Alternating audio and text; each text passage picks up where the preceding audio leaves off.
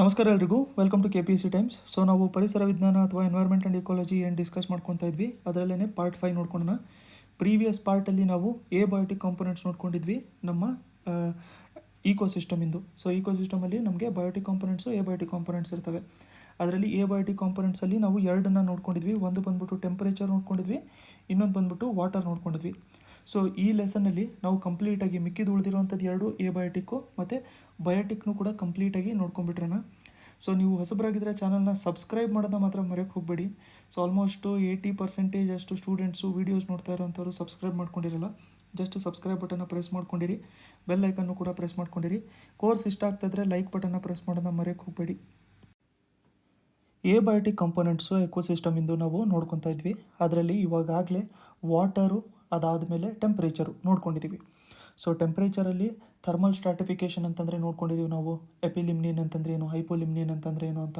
ಅದಾದಮೇಲೆ ವಾಟರಲ್ಲೂ ಕೂಡ ಲಿಮ್ನೆಟಿಕ್ಕು, ಅದಾದಮೇಲೆ ಲಿಟ್ಟೋರಲ್ಲು, ಪ್ರೊಫಂಡಲ್ಲು, ಇವೆಲ್ಲದ್ರ ಬಗ್ಗೆನೂ ಕೂಡ ನಾವು ನೋಡ್ಕೊಂಡಿದ್ದೀವಿ. ಇವಾಗ ಥರ್ಡ್ ಇಂಪಾರ್ಟೆಂಟ್ ಬಂದ್ಬಿಟ್ಟು ಯಾವುದು ನಮಗೆ ಅಂತಂದರೆ, ಥರ್ಡ್ ಇಂಪಾರ್ಟೆಂಟ್ ಒಂದು ಬಂದ್ಬಿಟ್ಟು ಸನ್ಲೈಟ್. ಸೊ ಸನ್ಲೈಟು ಯಾವ ಥರ ಎಫೆಕ್ಟ್ ಆಗುತ್ತೆ, ಅದನ್ನು ನಾವು ಯಾವ ರೀತಿ ತಗೋಬೇಕು ಇಕೋಸಿಸ್ಟಮಲ್ಲಿ ಅಂತ ಹೇಳ್ಬಿಟ್ಟು ನಾವು ಈ ವಿಡಿಯೋಲಿ ನೋಡ್ಕೊಳ್ಳೋಣ. So first of all sunlight ಅಂತ ಹೇಳಿ ನಾವು ನೋಡ್ಕೊಂಡ ತಕ್ಷಣ ಇದು ನಮಗೆ ಪ್ರೈಮರಿ ಪ್ರೊಡ್ಯೂಸರ್ಸಿಗೆ ಸ್ಟಾರ್ಟಿಂಗ್ ಬೇಕಾಗಿರುವಂಥ ಎನರ್ಜಿನೇ ಇದು, ಕರೆಕ್ಟ್ ಅಲ್ವಾ?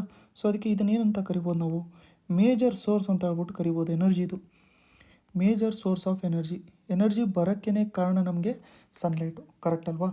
ಸೊ ಇವಾಗ ನಾವು ಏನಾದರೂ ನೋಡ್ಕೋಬೇಕು ಅಂತಂದರೆ ಇದರಲ್ಲಿ ಏನಾಗಿರುತ್ತೆ, ಕೆಮಿಕಲ್ ಎನರ್ಜಿ ಇದೊಂಥರ ಸೋರ್ಸ್ ಥರ ಕೆಲಸ ಮಾಡ್ತಾ ಇರುತ್ತೆ, ಕರೆಕ್ಟ್ ಅಲ್ವಾ? ಅದೇ ಥರ ಎನರ್ಜಿ ನಮಗೆ ಏನು ಡಿಟರ್ಮೈನ್ ಮಾಡುತ್ತೆ, ಯಾವ ಥರ ಡಿಸ್ಟ್ರಿಬ್ಯೂಷನ್ ಆಗಿದೆ ಆರ್ಗ್ಯಾನಿಸಮ್ಸಿಂದು ಅಂತ ಹೇಳ್ಬಿಟ್ಟು. ಏನು, ಸನ್ಲೈಟಿಂದ ನಮಗೆ ಎನರ್ಜಿ ಬಂದಿರುತ್ತೆ, ಕರೆಕ್ಟ್ ಅಲ್ವಾ? ಈ ಎನರ್ಜಿ ನಮಗೆ ಡಿಸ್ಟ್ರಿಬ್ಯೂಷನ್ನ ಡಿಸೈಡ್ ಮಾಡುತ್ತೆ. ಎನರ್ಜಿ ಡಿಟರ್ಮೈನ್ಸ್ ಡಿಸ್ಟ್ರಿಬ್ಯೂಷನ್, ಕರೆಕ್ಟ್ ಅಲ್ವಾ? ಎಷ್ಟು ಎನರ್ಜಿ ಇದೆ, ಯಾವ ಜಾಗದಲ್ಲಿ ಎಷ್ಟು ಎನರ್ಜಿ ಇದೆ ಅಷ್ಟು ನಮಗೆ ಡಿಸ್ಟ್ರಿಬ್ಯೂಷನು ಡಿಫರ್ ಆಗ್ತಾ ಇರುತ್ತೆ. ಇದಕ್ಕೊಂದು ಎಕ್ಸಾಂಪಲ್ ತೊಗೊಳೋಣ ನಾವು, ಸೇಮ್ ಮುಂಚೆ ತೊಗೊಂಡಿರೋ ಥರನೇ. ಈಗ ನಮಗೆ ಇದನ್ನು ಅರ್ತ್ ಅಂತ ತೊಗೊಂಡ್ರೆ ಮಧ್ಯದಲ್ಲಿ ಹೋಗುವಂಥದ್ದು ನಮಗೇನು, ಈಕ್ವೇಟರ್. ಸೊ ಈಕ್ವೇಟರ್ ಸುತ್ತಮುತ್ತಲೂ ಕೂಡ ನಮಗೆ ಎನರ್ಜಿ ತುಂಬ ಜಾಸ್ತಿ ಇರುತ್ತೆ. ಯಾಕೆ ಅಂತಂದರೆ ಇಲ್ಲಿ ಸನ್ಲೈಟ್ ಡೈರೆಕ್ಟಾಗಿ ಬೀಳುತ್ತೆ. ಸನ್ಲೈಟ್ ಡೈರೆಕ್ಟಾಗಿ ಬೀಳೋದ್ರಿಂದ ಏನಾಗುತ್ತೆ, ಟೆಂಪ್ರೇಚರ್ ಜಾಸ್ತಿ ಆಗುತ್ತೆ.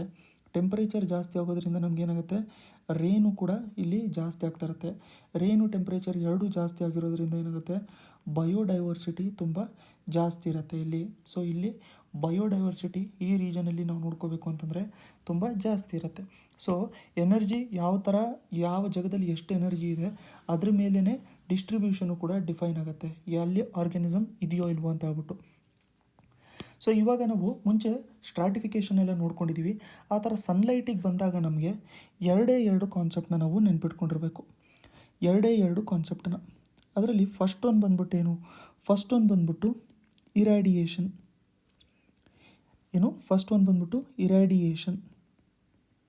ಇರಾಡಿಯೇಷನ್. ಸೆಕೆಂಡ್ ಒಂದು ಬಂದ್ಬಿಟ್ಟು ಆಲ್ಬೆಡೋ ಅಂತ.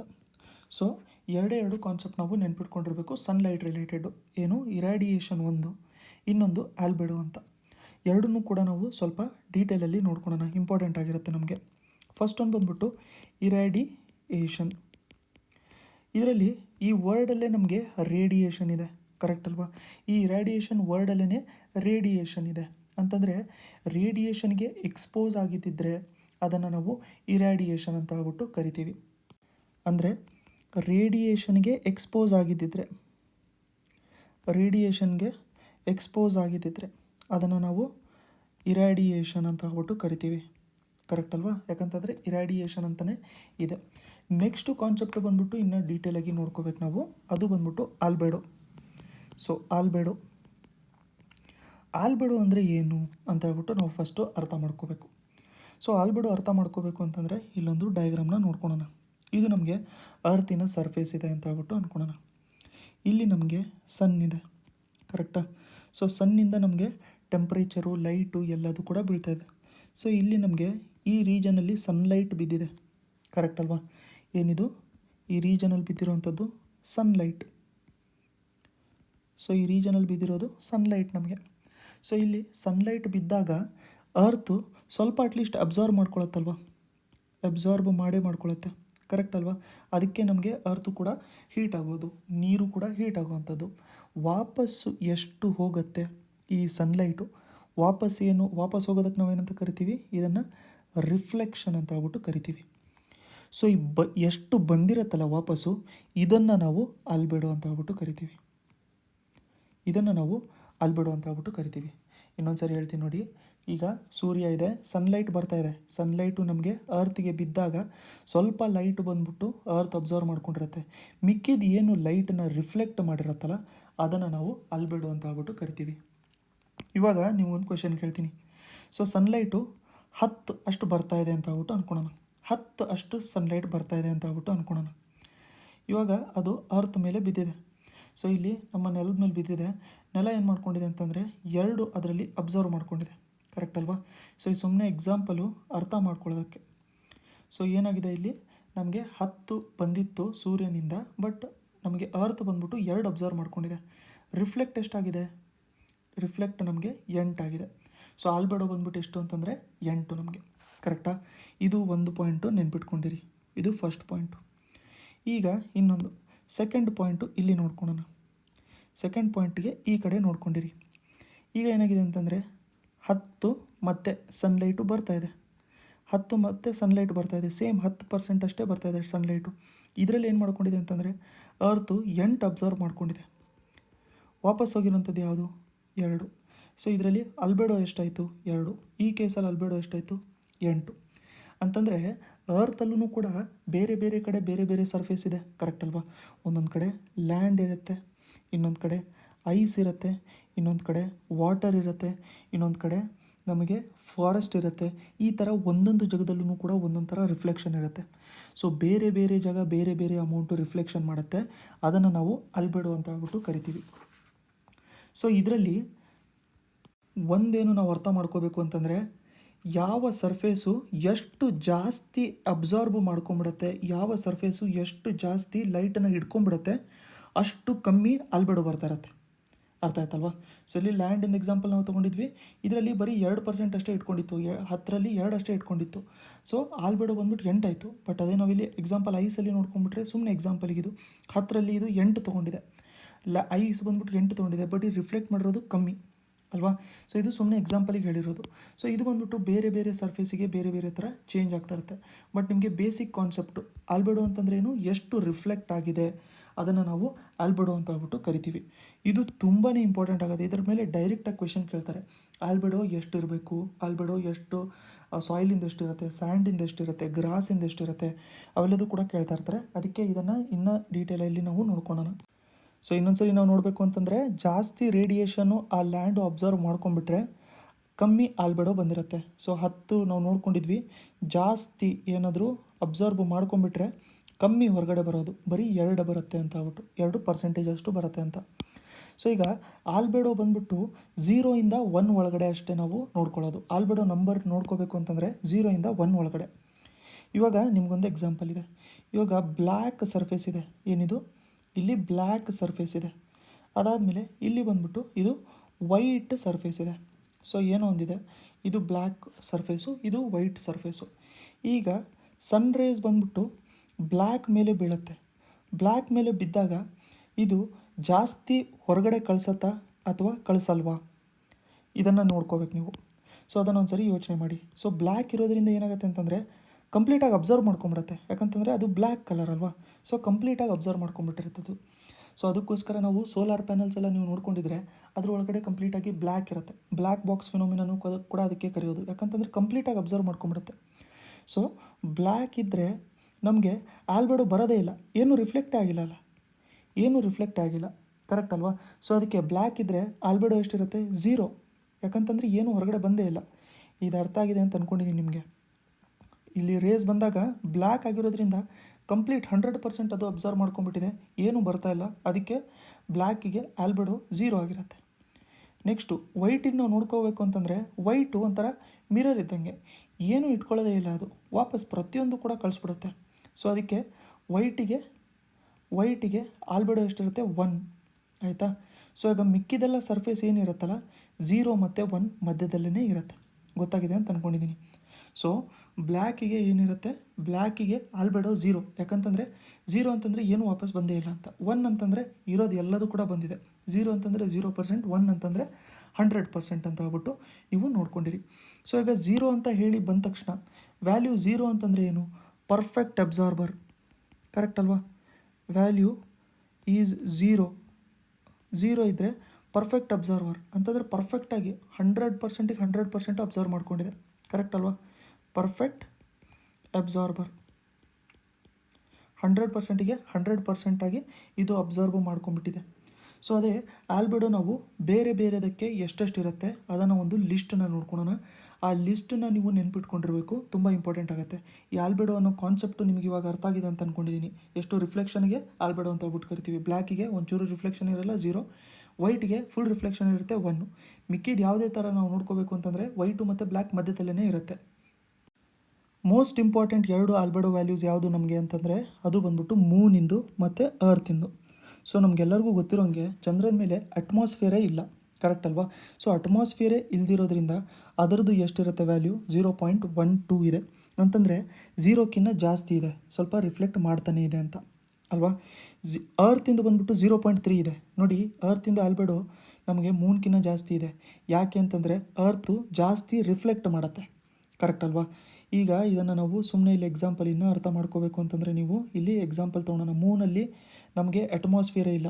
ಸೊ ಸನ್ನಿಂದ ಏನು ಲೈಟ್ ಬರುತ್ತಲ್ಲ ಅದು ಜಾಸ್ತಿ ಇಟ್ಕೊಂಡ್ಬಿಟ್ಟಿರುತ್ತೆ ಮತ್ತು ಕಮ್ಮಿ ಹೊರಗಡೆ ಹೋಗುತ್ತೆ, ಆಯಿತಾ?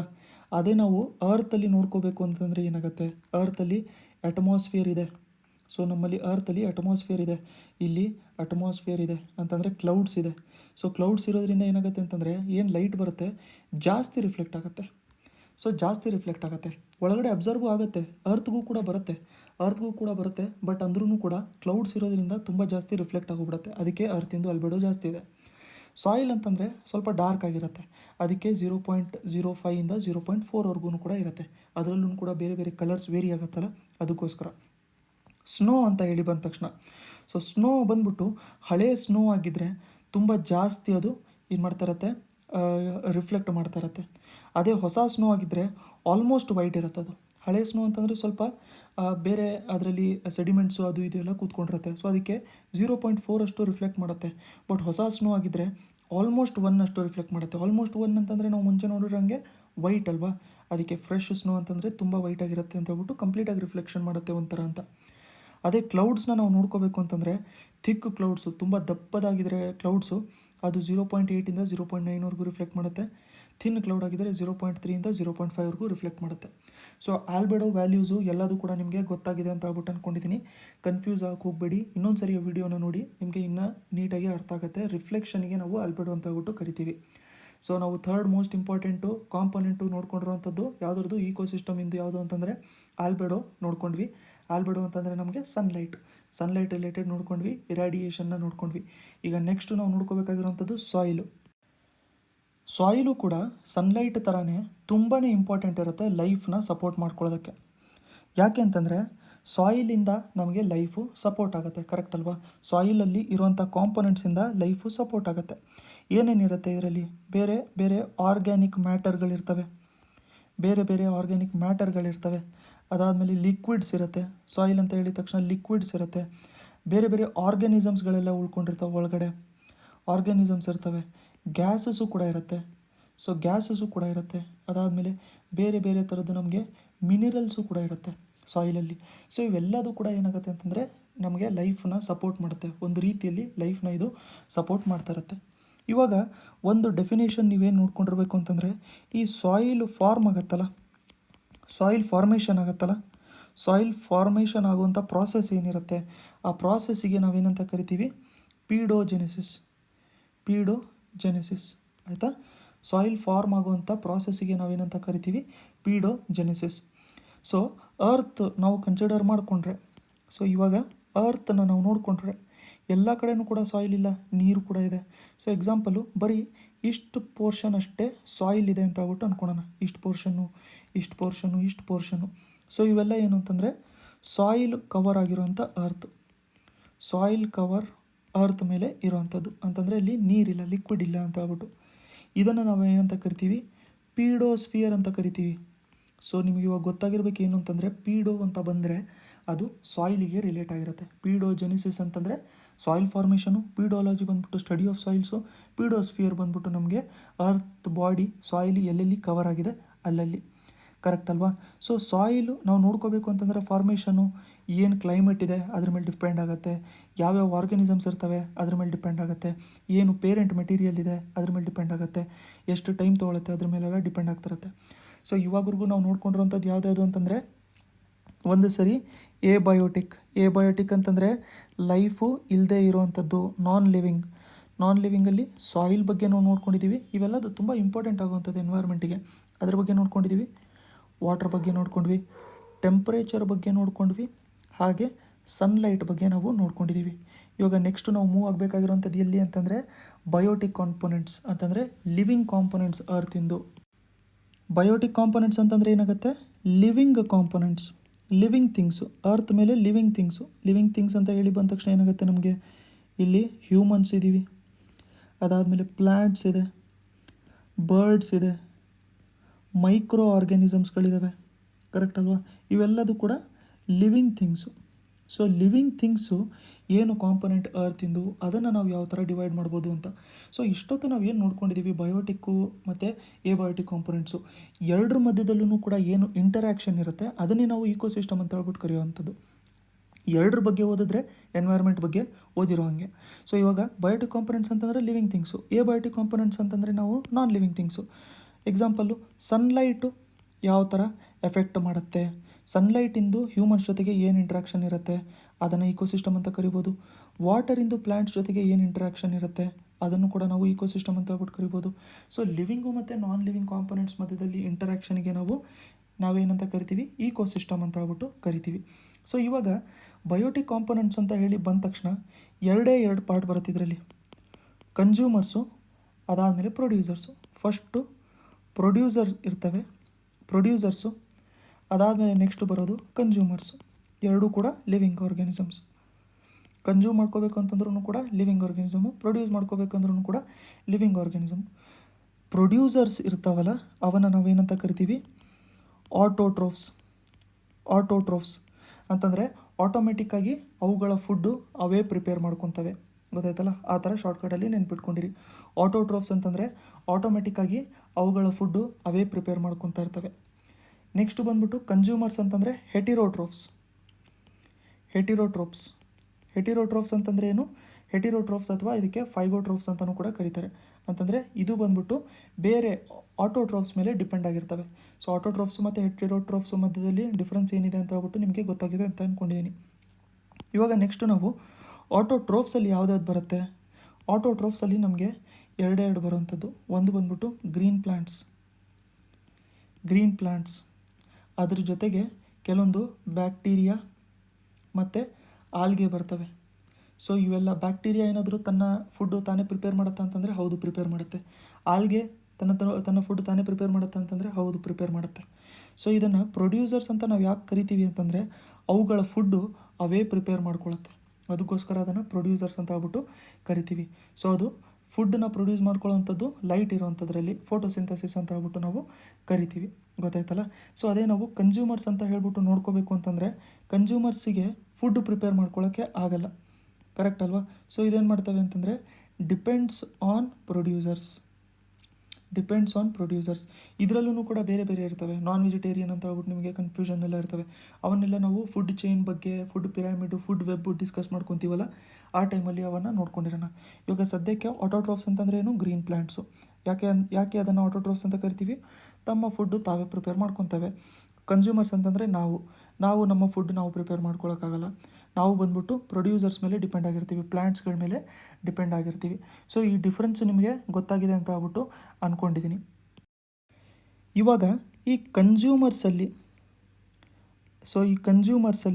ನಮಗೆ ಡಿಫ್ರೆನ್ಸಸ್ಸು ಯಾವ್ಯಾವ ಥರ ನೋಡ್ಕೊಳ್ಳೋವಂಥದ್ದು ಅಂತ. ಸೊ ನಿಮ್ಮ ವೆಜಿಟೇರಿಯನು, ನಾನ್ ವೆಜಿಟೇರಿಯನ್ನು ಎಲ್ಲದು ಕೂಡ ಇಲ್ಲೇ ಬರಲಿ.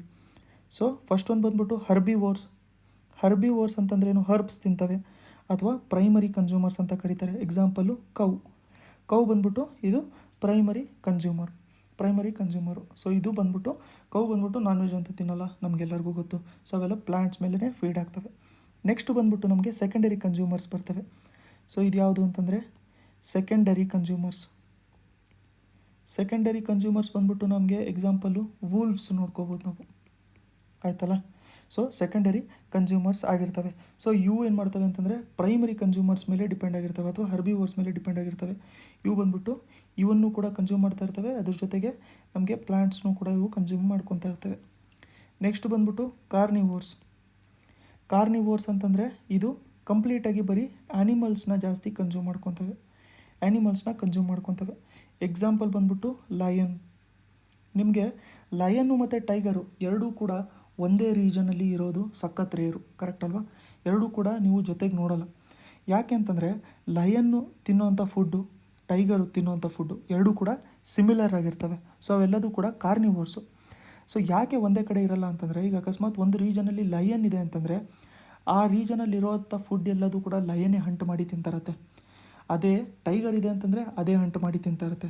ಎರಡೂ ಇದೆ ಅಂತಂದರೆ ಇಬ್ರಿಗೂ ಕೂಡ ಸಾಲಲ್ಲ. ಸೊ ಅದಕ್ಕೋಸ್ಕರ ಎನ್ವೈರ್ಮೆಂಟಲಿ ಅವೆರಡೂ ಕೂಡ ಜೊತೆಗೆ ಇರಲ್ಲ, ಜೊತೆಗೆ ಇದ್ರೂ ಸರಿ ಆಗಲ್ಲ, ಅದು ಎನ್ವೈರ್ಮೆಂಟಲಿ ಬ್ಯಾಲೆನ್ಸ್ ಆಗ್ತಾರಲ್ಲ. ನೆಕ್ಸ್ಟು ಬಂದ್ಬಿಟ್ಟು ನಮಗೆ ಓಮ್ನಿವೋರ್ಸ್. ಓಮ್ನಿವೋರ್ಸ್ ಅಂತಂದರೆ ಏನು? ಇದೊಂಥರ ಫಾಲೂದಾ ಇದ್ದಂಗೆ, ಎರಡನ್ನೂ ಕೂಡ ತಿಂತವೆ. ಸೊ ಪ್ಲ್ಯಾಂಟ್ಸು ಮತ್ತು ಆ್ಯನಿಮಲ್ಸು ಎರಡನ್ನೂ ಕೂಡ ತಿಂತಾರೆ. ಸೊ ಹೀಗೆ ಎಕ್ಸಾಂಪಲ್ ನೋಡಬೇಕು ಅಂತಂದರೆ ಹ್ಯೂಮನ್ಸು, ಮ್ಯಾನ್, ವುಮೆನ್, ಮಂಕಿ, ಇವೆಲ್ಲದೂ ಕೂಡ ನಮಗೆ ಏನು ಅಂತಂದರೆ ಓಮ್ನಿವೋರ್ಸು. ಸೊ ಕನ್ಸ್ಯೂಮರ್ಸು ಡಿವಿಷನ್ನು ನಿಮಗೆ ಗೊತ್ತಾಗಿದೆ ಅಂತ ಹೇಳಿ ಅಂದ್ಕೊಂಡಿದ್ದೀನಿ. ಇದರಲ್ಲಿ ಲಾಸ್ಟ್ ಪಾರ್ಟಲ್ಲಿ ಇನ್ನೊಂದು ಬರ್ತವೆ, ಅವನ್ನು ನಾವೇನಂತ ಕರಿತೀವಿ? ಮ್ಯಾಕ್ರೋ ಕನ್ಸ್ಯೂಮರ್ಸ್ ಅಂತ ಹೇಳ್ಬಿಟ್ಟು ಕರಿತೀವಿ. ಮ್ಯಾಕ್ರೋ ಕನ್ಸ್ಯೂಮರ್ಸಿಗೆ ಇನ್ನೊಂದು ಹೆಸರು ಏನು ಅಂತಂದರೆ ಸ್ಯಾಪ್ರೋಟ್ರೋಫ್ಸ್ ಅಂತಂದ್ರೇನು? ಡಿಕಂಪೋಸರ್ಸ್ ಅಂತ ನೀವು ಕೇಳ್ಕೊಂಡಿರ್ತೀರ. Example earthworm, arthropods, bacteria, fungi ಇವೆಲ್ಲದೂ ಕೂಡ ಕೆಲವೊಂದು ನಮಗೆ ಏನಾಗಿರುತ್ತೆ? ಮ್ಯಾಕ್ರೋ ಕನ್ಸ್ಯೂಮರ್ಸ್ ಆಗಿರ್ತವೆ.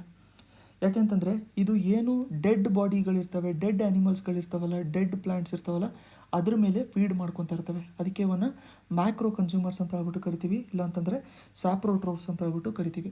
ಸೊ ಇದು ಕಂಪ್ಲೀಟಾಗಿ ನಿಮಗೆ ಗೊತ್ತಾಗಿದೆ ಅಂತ ಹೇಳ್ಬಿಟ್ಟು ಅಂದ್ಕೊಂಡಿದ್ದೀನಿ. ಸೊ ಇವುಗಳ PDF ನಿಮಗೆ ಬೇಕಾಗಿದ್ದರೆ ಇಲ್ಲಿ ವಾಟ್ಸಪ್ ನಂಬರ್ ಇದೆ, ಇದ್ರ ಮೇಲೆ ನೀವು ಕಾಂಟ್ಯಾಕ್ಟ್ ಮಾಡ್ಕೊಂಡಿರ್ಬೋದು. ನಿಮಗೆ ಎಲ್ಲದರದ್ದು ಕೂಡ PDF ಸಿಗ್ತಾ ಇರುತ್ತೆ, ನೀವು ವಾಟ್ಸಪ್ ಮಾಡ್ಕೊಂಡಿರಿ. ಕಂಪ್ಲೀಟಾಗಿ ವಿಡಿಯೋ ನೋಡ್ಕೊಂಡಿದ್ರೆ #ಬಯೋಟಿಕ್ ಅಂತ ಹೇಳ್ಬಿಟ್ಟು ಕಮೆಂಟ್ ಸೆಕ್ಷನಲ್ಲಿ ಕಮೆಂಟ್ ಮಾಡ್ಕೊಂಡಿರಿ. ಅಟ್ಲೀಸ್ಟ್ ನೀವು ಫುಲ್ ವಿಡಿಯೋ ನೋಡಿದರೆ ಅಂತ ಹೇಳ್ಬಿಟ್ಟು ಗೊತ್ತಾಗುತ್ತೆ. ಸೊ ನೆಕ್ಸ್ಟ್ ಚಾಪ್ಟರಲ್ಲಿ ನಾವು ಫಂಕ್ಷನ್ಸ್ ನೋಡ್ಕೊಳ್ಳೋಣ. ಈಕೋಸಿಸ್ಟಮಿಂದು ಫಂಕ್ಷನ್ಸ್ ಏನೇನಿರುತ್ತೆ, ಎನರ್ಜಿ ಫ್ಲೋ ಯಾವ ಥರ ಆಗುತ್ತೆ, ನ್ಯೂಟ್ರಿಯೆಂಟ್ ಸೈಕಲ್ ಅಂತಂದರೆ ಏನು, ಅವೆಲ್ಲದೂ ಕೂಡ ನಾವು ನೆಕ್ಸ್ಟ್ ಚಾಪ್ಟರಲ್ಲಿ ನೋಡ್ಕೊಳ್ಳೋಣ. ಸೊ ಕಂಪ್ಲೀಟಾಗಿ ಕೋರ್ ಎನ್ವೈರ್ಮೆಂಟ್ ಈಕಾಲಜಿ ನಾವು ಡಿಸ್ಕಸ್ ಮಾಡ್ಕೊತಾ ಇದ್ದೀವಿ. ನೆಕ್ಸ್ಟ್ ವಿಡಿಯೋಲಿ ಮತ್ತೆ ಸಿಗೋಣ.